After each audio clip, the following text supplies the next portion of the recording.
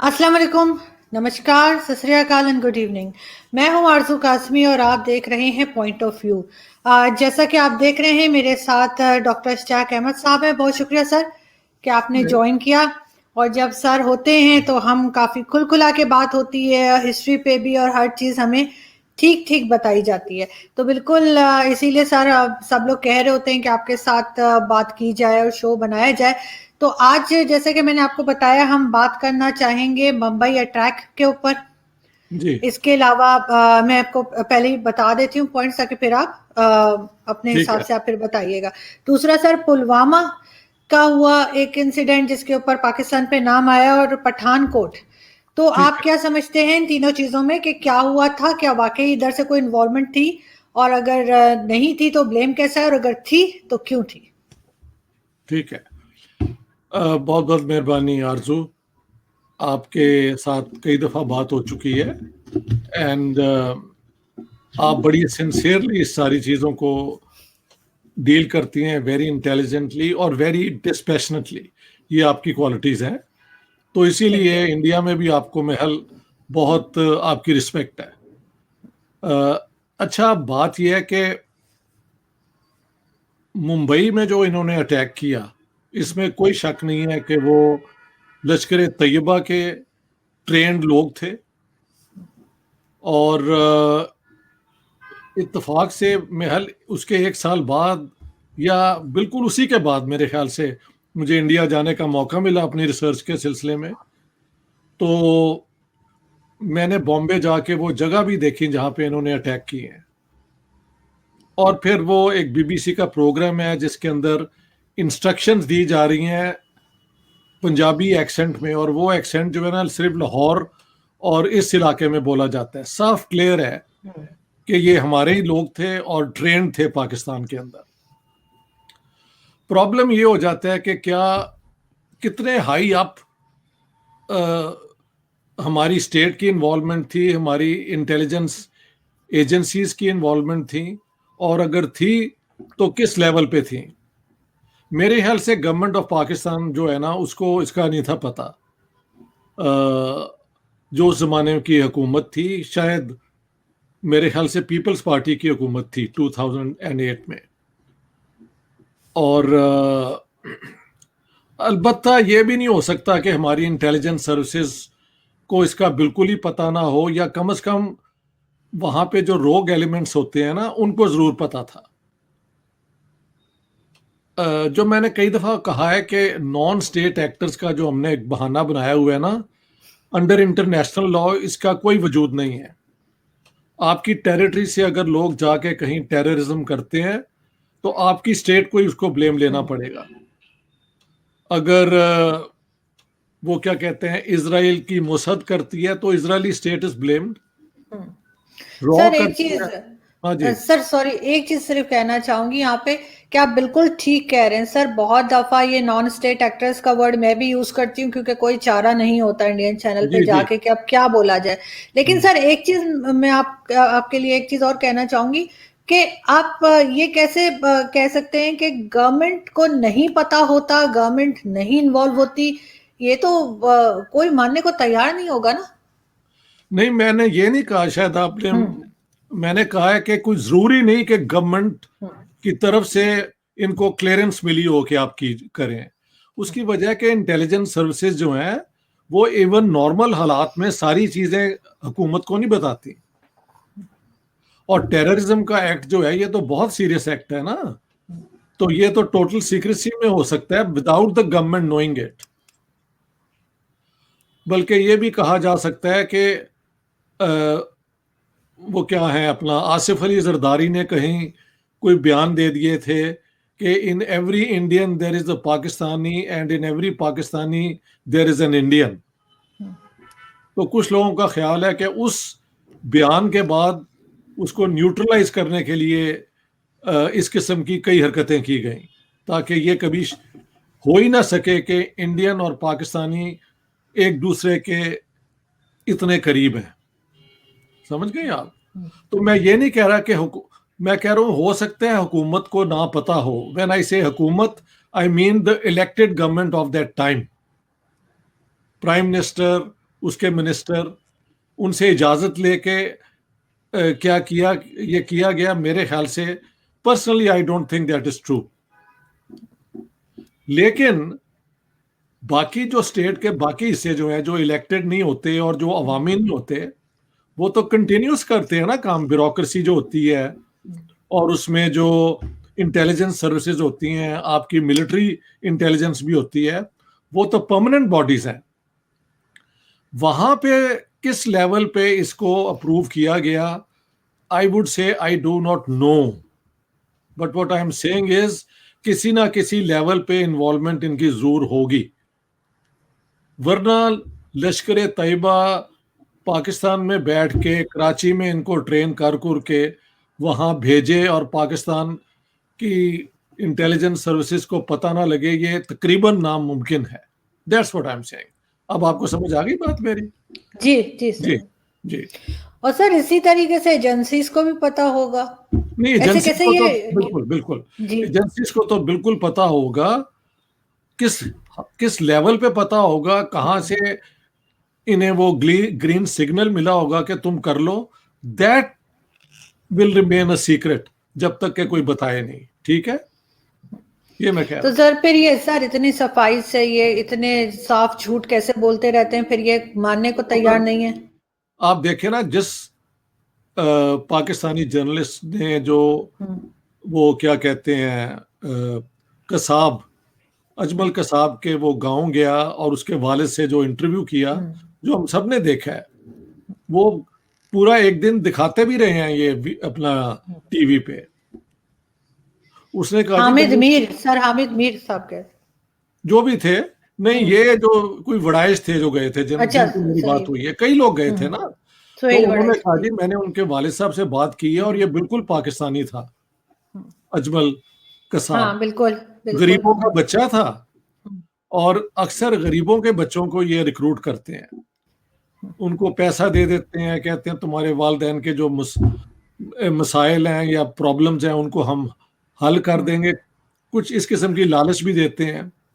फिर इनको वास्ता दिलाते हैं अल्लाह रसूल का और इस्लाम का और पाकिस्तान की इंटरेस्ट का, यानी हर वो चीज़ जिसको मैं कहता हूँ इमोशनल ब्लैकमेल। और उसकी वजह ये है, ये खुद कभी नहीं जाते, इतनी इतनी लंबी दाढ़ियां होती हैं, चार चार इन्होंने निकाह किए होते हैं, लेकिन गरीबों के बच्चों को ये भेज देते हैं कि तुम जो अगर जाओगे तो जन्नत के अंदर रसूलुल्लाह तुम्हें वेलकम करेंगे।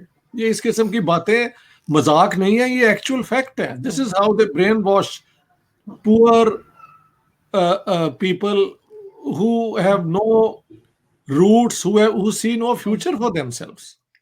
तो सर ये ना अपने बेटों को भेजते हैं, ना अपने भाइयों को भेजते हैं, ना अपने हाँ, रिश्तेदारों खुद को, वही जाते जैसे हैं, आप कह रहे हैं कि खुद भी सब जाते हैं, गरीबों के बच्चे खुद भी नहीं उनको जाते ये, भेजते हैं। और जी उसके जी बाद ये उन्हें मुजाहिदीन का नाम दे देते हैं।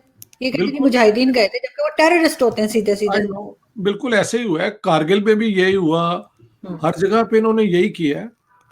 यानी बात यह है कि क्या पाकिस्तान से ये जो हमले होते हैं वो क्या पाकिस्तान को ब्लेम किया जा सकता है? I think yes, not in the sense कि आप ये शो कर सके कि उस जमाने के जो प्राइम मिनिस्टर थे उन्होंने हुक्म दिया कि ये जाके करो, नो, नॉट एट ऑल। बल्कि फ्रॉम पर्सनल, मेरे अपने भी तो बहुत दोस्त करीब है ना, उस जमाने में पीस टॉक्स के लिए शाह महमूद कुरैशी वहां गए हुए थे जब ये अटैक हुआ है, और जल्दी से इनको फिर दिल्ली से वापस बुलाया गया। इसका मतलब है इनको कुछ पता नहीं था कि ये अटैक हो रहा है। समझ गए आप? जी Shah Mahmood Qureshi was then I think either minister या किसी डेलीगेशन के हेड थे जो पीस टॉक्स के लिए गए हुए थे। तो मेरा जो what I am trying to say is के इलेक्टेड गवर्नमेंट या जो भी है वो अपनी एक्टिविटी कर रही हो तो जरूरी नहीं कि उसको सब जो बाकी हरकतें पाकिस्तान में हो रही हैं उसका इल्म हो। That's what I am saying. और सर इसी तरह से फिर अगर हम नेक्स्ट उस पे जाएं तो पुलवामा, पठानकोट, उरी, इनको आप किस तरह देखते हैं? देखिए, कम से कम जो है पठानकोट तो किए ही इन्होंने उस लिए कि वो प्राइम मिनिस्टर नरेंद्र मोदी एक प्राइवेट शादी पे नवाज शरीफ के घर में थी, आ गए मेहमान के तौर पे, और इनको शक पड़ा कि शायद इसके बाद फिर कोई दोस्ती ना हो जाए, तो इन्होंने जाके पठानकोट कर दिया। और पुलवामा का जो केस है उसके अंदर जैश ए मोहम्मद ने क्लेम किया कि हमने करवाया। अब वहां पे भी मैं नहीं समझता कि पाकिस्तान गवर्नमेंट यानी इमरान खान ने हुक्म दिया होगा। लेकिन देखिए हमारे जो मिनिस्टर हैं फवाद चौधरी, उनका मैंने बयान सुना है और बार बार सुना है जो उन्होंने नेशनल असेंबली में दिया है कि ये तो मास्टर स्ट्रोक थी, उन्होंने कहा है इमरान खान की कि हमने पुलवामा कर दिया। और उस पूरी तकरीर में उन्होंने उसकी तरदीद नहीं की कि ये मेरे मुंह से गलती से निकल गया। अगले दिन फिर इन्होंने तरदीद शुरू की कि मेरा ये मतलब नहीं था, मेरा ये मतलब नहीं था। उस दिन कर देते ना तरदीद कि ये स्लिप ऑफ द टंग है, आई डेंट मीन के पुलवामा हमने किया है। तब तो इन्होंने ऑपोजिशन को चुप कराने के लिए कहा कि हम तो आपसे ज्यादा मुजाहिद है, पुलवामा तो मास्टर स्ट्रोक है उसका, इमरान खान का। तो अब इस किस्म के हमारे मिनिस्टर्स, हालांकि Fawad Chaudhry normally is a very balanced person, he doesn't make rash statements. अभी वो जो लड़का लड़की का केस हुआ है उनका जो बयान है कि all grown ups are free to choose their spouses, मैं समझता हूँ बड़ा रोशन ख्याल बयान है। तो क्या उन्होंने गलती से उनके मुंह पे निकल गया? Well, next day he said this. लेकिन सर अगर गलती से कोई बात करेंगे, आप और मैं बात कर रहे हैं, अगर मैं कुछ गलती से अभी कह दूंगी मैं उसी वक्त करेक्शन कर दूंगी। आप अगर कुछ गलत बताएंगे आपको कल थोड़ी याद आएगा कि आपने कुछ और कहा। उसको तो नहीं ना किया, अगले दिन किया है, क्योंकि असल में वहां पे हो रही थी बहस, और बहस में होता है कि we should be one up. तो ऑपोजिशन अटैक कर रही थी, ये शो कर रहे थे कि हमने तो इंडियंस को हमने आगे लगाया उनको पुलवामा करके, और बाद में शायद इन्होंने सोचा होगा कि अगले दिन हम डिनाई कर देंगे, या फिर एस्टैब्लिशमेंट की तरफ से इनको कहा गया होगा। फवाद चौधरी की तरफ ने Fawad Chaudhry normally speaks in a very balanced manner. वहां पे जो उन्होंने कहा, और मैंने फिर 3 दफा खुद सुना था कि कोई मुझसे गलती ना हो रही हो, ही सेड दिस। तो ये हमारे जो है ना अपने क्लेम जो है उससे अब ये सारा FAT क्या है यार, FATF, हाँ, उसमें से निकलने के लिए ये सारा कुछ कर रहे हैं। सुना अब 23 मार्च का कोई तराना भी इन्होंने बनाया है जिसमें हिंदू भी हैं, क्रिश्चियंस भी हैं, तो बड़ी खुशी की बात है। ये अगर 73 साल नहीं किया तो अब शुरू कर दे। देखे, ब्लैक लिस्ट से रिमूव होने के लिए आपको सारा करना पड़ेगा जो वो डिमांड कर रहे हैं। ग्रे लिस्ट पे वो इसलिए रखते हैं because they know you are still not complying with their demands. Sir तो मैं अब ये तराने शराने जो आए हैं, मुझे सुन के थोड़ी सी अम्यूजमेंट भी हुई कि 73 साल के बाद ये तराना क्यों बना है भाई। सर यहाँ पे जो माइनॉरिटी है, चाहे वो हिंदू हो चाहे वो क्रिश्चियंस हो, उनका यहाँ बहुत बुरा हाल है। उनकी बच्चियों को उठा के ले जाते हैं और अब ये तराने बना रहे हैं बैठ के। मतलब इन लोगों का दिमाग तो नहीं हिला हुआ इन सबका। पिछले दिनों में कई अहमदी पिशावर के इर्द गिर्द इन्होंने मार दिए हैं। अब वो भी तो इंसान है ना हमारी तरह। मैं अक्सर कहता हूँ अगर मैं किसी अहमदी के घर हो जाता तो मेरे वालिदैन का दिया हुआ जो बिलीफ है वो मेरे साथ चलता। यही आपका है, यही मेरा है, तो इसमें तो कोई कमाल नहीं ना है। हम सारे सिटीजन ऑफ पाकिस्तान हैं, तो हमें पूरी स्टेट की प्रोटेक्शन होनी चाहिए। मुझे तो मतलब वही बात है कि उनकी बच्चियों को 1-2 नहीं 1000 बच्चियां हर साल उठाते, 1000 से ज्यादा, और उसके बाद तराने बना रहे उसके बैठ के। ये लोग कह रहा हूँ ना, हमारे तराने जो हैं अगर बन रहे हैं तो अच्छी बात है, लेकिन जब इन पे अमल होगा तब हम मानेंगे। तराने कोई खुशी से तो नहीं ना बना रहे। इन्होंने तो जो तराने बनाए हुए हैं वो मैं सुना देता हूँ। 65 वॉर का, लाला जी जान दियो लड़ना की जानो तुसी मुरली बजावन वाले, एक गल तुहाडे वस दी नहीं। यानी 65 वॉर में कह रहे हैं हिंदुओं को कि लाला जी तुम क्या लड़ना जानो, तुम तो मुरली बजाने वाले। हाँ जी। और इस किस्म के कई और तराने बने हुए हैं जिसमें हिंदुओं पे फतह, मुसलमानों की हकमियत, ये सारी बकवास ये करते रहे हैं। एक जमाने में वो हो गया, अब नहीं हो सकता। मैं ये बार बार कह रहा हूँ, don't live in the past. बल्कि एक जगह किसी ने कहा, मैंने कहीं ट्विटर वगैरह पे किसी ने मजाक में लिखा हुआ था कि कह रहे कि जी 65 की वॉर हमने नूर जहां के गानों की वजह से जीती, जो नगमे नूर जहां गाती हाँ थी। हाँ। तो उसमें किसी और ने कहा कि नूरजहां का एक और 71 गाना में। सुन लो। हाय मेरा माही रंग रंगीला, हाय नी जरनैल नी करनैल नी। और मैडम जब गाती थी तो थोड़ा उनका जो एक्शन है ना वो बड़ा, वो और भी ज्यादा प्रोवोकेटिव था। ये इस किस्म के तो तराने थे। मेरा और उस माही पे मेरा माही छैन छबीला, हाय नी जरनैल नी करनैल नी। तो ये इस किस्म के तो हमने गाने बनाए हुए हैं। और सर उसके बाद किसी ने वहीं पे लिखा था कि अगर 65 की वॉर हमने नूरजहां के गानों की वजह से जीती थी तो 71 में क्या नूरजहां का गला खराब था कि 71 में इतने बुरी। लेकिन एक गुड, चीज और है सर, जितने I like scandal, that, I like that. हाँ, लेकिन 71 में सर फिर जितने स्कैंडल्स हमारे जर्नल्स के बनते हैं अभी तक, वो किसी और मैंने के नहीं। इंडिया के नहीं सुने मैंने। वो जैसे देखिए, याहिया खान साहब शुरू हो जाओ, क्या थी वो, उनकी गर्लफ्रेंड थी कि क्या थी वो। हाँ वो जनरल रानी। हाँ बिल्कुल। हाँ, वो सारा उधर कुछ वी नो दैट। लेकिन इंडियन जनरल्स का आप देखें कि जब मैं ये गैरिजन स्टेट की किताब लिख रहा था तो मैंने इंडिया हम्म, में भी जाके ना इंटरव्यू किए। Hmm, I met one lieutenant general, जो कि उनकी जो हमारी मिलिट्री इंटेलिजेंस है ना उसके उस लेवल के, वो उस इंटेलिजेंस के भी हेड थे, retired. He was living in a high rise building on the 6th floor. ठीक है, वेल डेकोरेटेड उनका वो फ्लैट था, बट इन अ फ्लैट दो मेजर जनरल के घर गया तो मुझे लगा ये हमारे हेड क्लर्क जो होते हैं ना, ये इस लेवल के इनके घर हैं। एक के पास कार थी, पुरानी किस्म की दकियानूसी कार। फिर एक ब्रिगेडियर थे, ब्रिगेडियर नैयर, नायर लिखते हैं हम्म, वो। तो वो उन्होंने पैसे बचा के एक हाउसिंग सोसाइटी में नोएडा में घर बनाया हुआ था। हमारे, तो आप देखें जो इनके पास पर्क्स हैं उनका तो जवाब ही कोई नहीं है पाकिस्तान की आर्मी का। शायद अमेरिकन के पास होंगे और उसके बाद हमारे पास है। तो हमारी तो मौज है। सर जो तनख्वाहें इनकी है, उस तनख्वाह में बाहर उस सैलरी के अंदर आप बच्चों को पढ़ा ही नहीं सकते। लेकिन इन सबके बच्चे बाहर पढ़ रहे हैं, इन सबके पास बाहर प्रॉपर्टी है, और रिटायर होने के बाद कोई मुल्क में टिकता ही नहीं। आप जो ये देख होगा वो बाहर निकल जाता है, अब ये देखें खासतौर पे कितनी, आर्मी चीफ तो सारे। आप देखें ना कितनी शेमफुल बात है। हम्म, सुने कियानी के भाई ने यार उसने ऑस्ट्रेलिया में कोई आइलैंड खरीदे हुए हैं। हम्म। अभी एक और जनरल पर पता लगे उनकी फूड चेन है। ये हाँ सर, ये वो है जो आसिम सलीम बाजवा की हाँ, एक दो नहीं कई जो है वो पिज्जा, क्या नाम है उसका, पापा जॉन्स पिज्जा के नाम से उन्होंने फ्रेंचाइज बनाई हुई है। और वो कहते हैं जी मेरा नहीं है, मेरी बीवी का है। तो भाई बीवी के पास कहाँ से आया?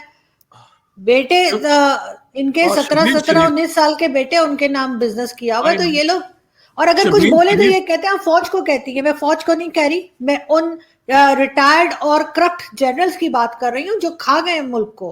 बस सही है, जो अच्छे लोग हैं वहां पे उनकी तो हम इज्जत करते हैं ना। बिल्कुल लेकिन जो करप्ट है उनको करप्ट नहीं कहना चाहिए। बिल्कुल। ये वो क्या कहते हैं, रहील शरीफ को पता नहीं हम्म, रिटायरमेंट होने के बाद कितने एकड़ मिल गए, व्हाट फॉर भाई? हम्म, काहे के हम्म। एकड़ मिले तुम्हें? और फिर बेताशा और भी इनको। और सर जो ये रिटायर होने के बाद हर बड़े सिविल इदारे में लगते हैं, वो क्या है? क्यों वो ये पीटीवी, स्टील मिल, पीआईए, हर जगह पे एक फौजी लगा हुआ है, रिटायर्ड होने के बाद भी ये घर नहीं बैठते। अभी देखे ना वो परवेज हुद बॉय जो है उनके ऊपर इल्जाम हम्म, लगाया एक मेजर जनरल ने। फिर उसका जो जवाब दिया उन्होंने, हम्म, परवेज हुद बॉय ने, उसके बाद ये चुप हो गए हम्म, हैं। ये इनके पास नलायकी बहुत, इनकी मेन गेन इनकी नलायकी है। ये नलायक है, एफए पास हैं ज्यादातर। हाँ, इनमें जो पढ़े लिखे जनरल हैं उनको भी हम्म, मैं मिला हूं, वो बड़े सोफिस्टिकेटेड लोग हैं प्राइवेटली।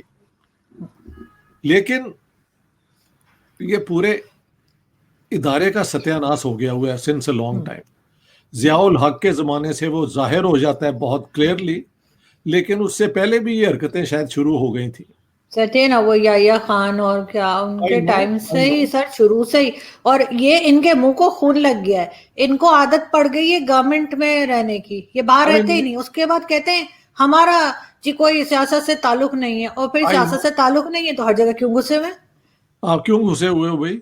हाँ। यानी एक बिल्कुल। सिविलियन आदमी जो पढ़ा लिखा होगा, जिसने जो है वो एमबीए किया होगा या चार्टेड अकाउंटेंसी की होगी या कुछ भी पढ़ाई की होगी, उसको नहीं लगाएंगे सिविल इदारे में। इनको लाखों की तनख्वाहें देकर, और ये रिटायर्ड जनरल जो हैं ये बैठे हुए होते हैं उस सीट के वो ऊपर। कुछ लोगों ने कहा है कि फौज होती है मुल्क के लिए, पाकिस्तान मुल्क है फौज के लिए, कुछ लोगों का ये भी कहना है। मैं इस किस्म की एक्सट्रीम जुबान इसलिए इस्तेमाल करता because I think one should be balanced. Army ने कई दफा इंटरवीन करके सिविलियंस की बेहूदियों को भी कंट्रोल किया है, ये भी कहना चाहिए। हमारे सिविलियन पॉलिटिशियन क्या करते हैं आप देखें, धरना शुरू कर देते हैं जब ऑपोजिशन में हो।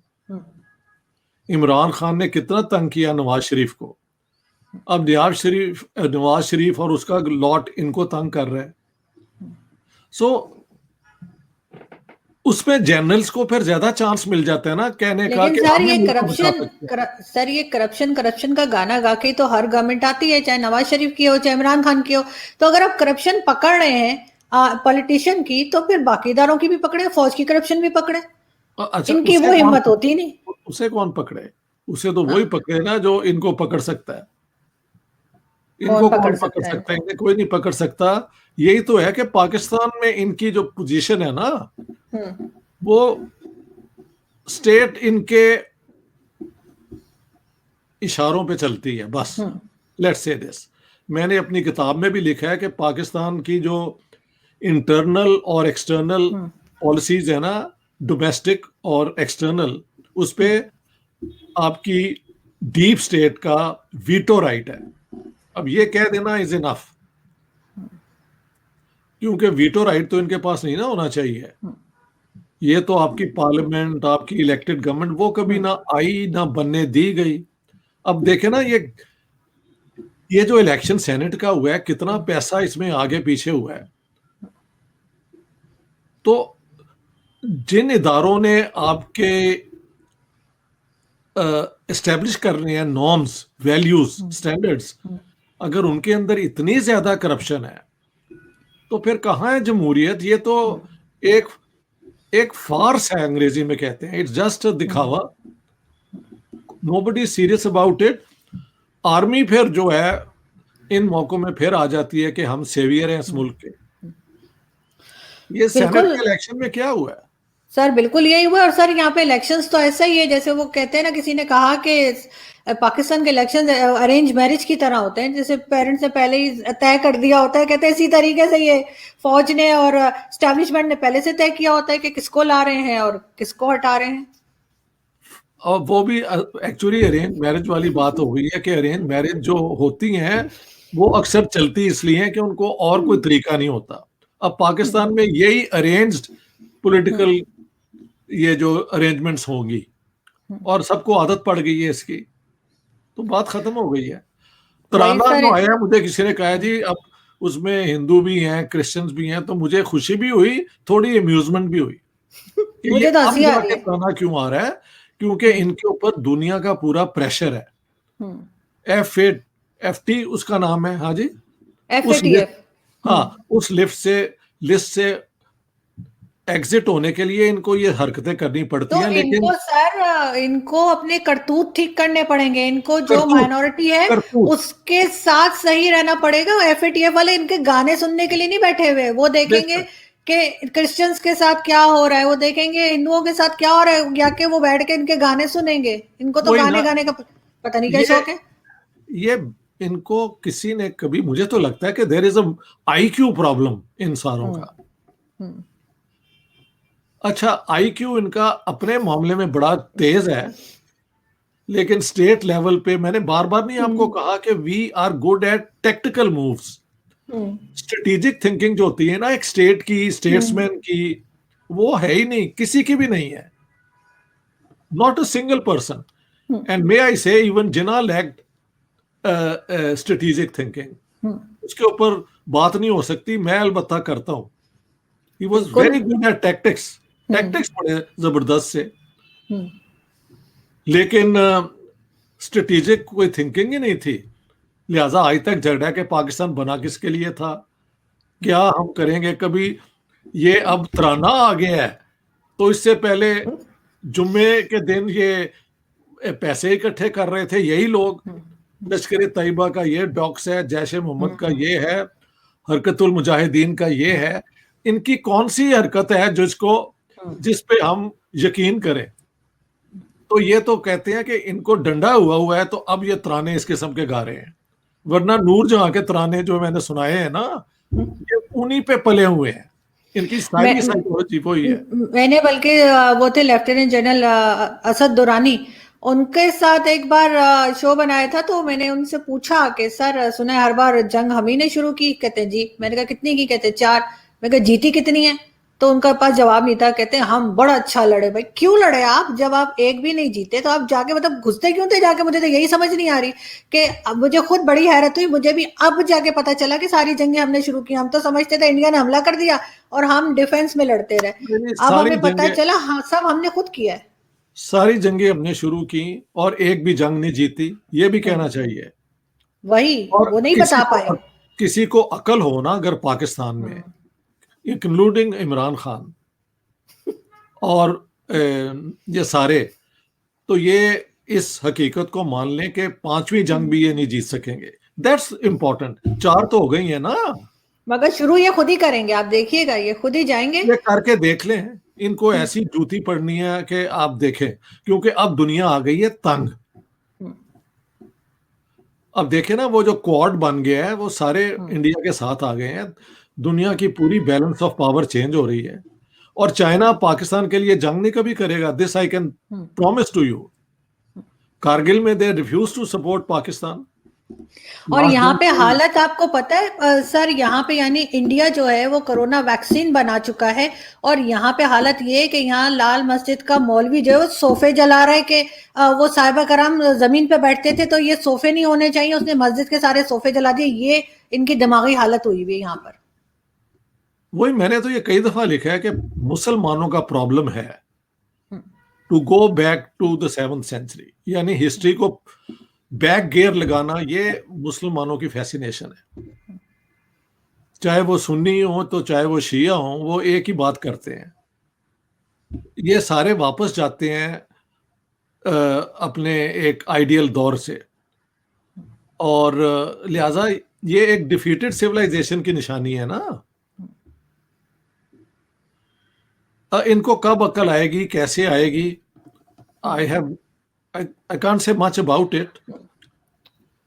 इनको हाँ ऐसी यही हरकतें करते हैं सर। बस लास्ट क्वेश्चन मैं आपसे बस यही करूंगी कि आप क्या समझते हैं ये इस तरह के जिन्होंने मुंबई अटैक किए, इन्होंने उड़ी, पठानकोट, ये सारी बेवकूफियां ये जो करते रहे अपने आप को बचाने के लिए या पता नहीं क्या करने के लिए, आपको लगता है कि ये सुधरेंगे या आगे भी हम इसी तरह की कोई एक्टिविटी फिर देखेंगे इनकी तरफ से? हमारी साइड से कुछ और इस तरह की बेवकूफी हम देखने जा रहे हैं?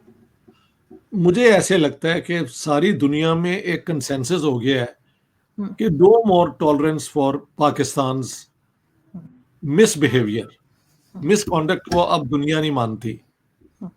इसीलिए ग्रे लिस्ट पे है ना, ये एक प्रेशर ही है ना दुनिया का। इंडिया इज नाउ रेडी कि अगर ये हमारे साथ कुछ करेंगे तो हम भी फिर उसका जवाब देंगे। तो फिर अगर अब भी अकल ना आए और आप अपने आप को सुधार ना सकें, तो उसे कहते हैं फिर, जैसे मैंने एक लफ्ज आपसे पहले भी शेयर किया था, nihilism. It's called self destruction. यानी you have options but you use that option which destroys you. अगर ये वो कर दें तो किसको ब्लेम करेंगे फिर हम?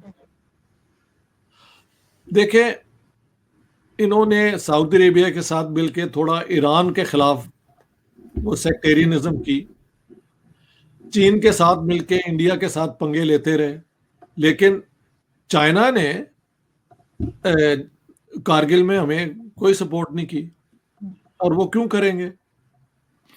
इंडिया के साथ उनके जो झगड़े हैं वो अब सॉर्ट आउट नहीं उन्होंने कर लिए दोनों तरफ से। जो अब तो चाइनीज भी मान गए हैं कि उनके सोल्जर्स भी मारे गए हैं। 4 कहते हैं, इंडियन 9 कहते हैं, जितने भी हैं। इट्स टू सैड जो भी मारे गए हैं। तो वहां पे भी उनको समझ आ गई है कि ये आगे हम नहीं काम कर सकते। समझ अगर नहीं आ रही तो हमें नहीं आ रही। मुझे मसलन ये कोविड-19 जो इंडिया में बनेगा वैक्सीन और पाकिस्तान में आएगा, इस पे मैंने खुशी का इज़हार किया तो बज अजीब-अजीब नेगेटिव रिस्पॉन्सेज़ आए मेरी फेसबुक के ऊपर। और फिर हमने कहा कि यार जाके देखो, चेक तो करो जो आपका ये इसे कहते हैं नी जर्क रिएक्शन कि एक बात होती है तो आप ऑटोमैटिकली वैसे एक्ट करते हैं। मैं कहा चेक कर लिया करो। तो पाकिस्तान में जो नफ़रत इतनी ज़्यादा बैठा दी गई हुई है, उसका असर आपके सामने ही है कि ऑटोमैटिकली शुरू हो जाता है। इंडिया के अंदर भी अब बीजेपी और आरएसएस यही करती है। मैं नोट करता हूँ उनकी हरकतें जो है ना, तो इट इज़ वेरी पेनफुल। लेकिन अगर हम अपने आप को दुरुस्त कर लें तो इंडिया में भी दुरुस्त कर लेंगे वो अपने वो आप। उस लेवल पे नहीं गए सर जिस नहीं, लेवल पे हम उस पहुंच चुके, लेवल पे हमारी नहीं तो गए। वापसी ही नहीं हो सकती, हम नहीं, तो जिस लेवल पे लेवल हैं। पे नहीं गए वो, उस लेवल पे नहीं गए। I agree hmm. With you. बिल्कुल सही आप कह रही हैं। बहुत शुक्रिया सर कि आपने ज्वाइन किया, थैंक यू सो मच। आज आपसे बात करके बहुत अच्छा लगा। अपना बहुत ख्याल रखिएगा, आपसे फिर मुलाकात होगी। थैंक यू सो फिर मच। मुलाकात होगी। Thank you so much. Thank you so much. Thank you. All the best. All the best.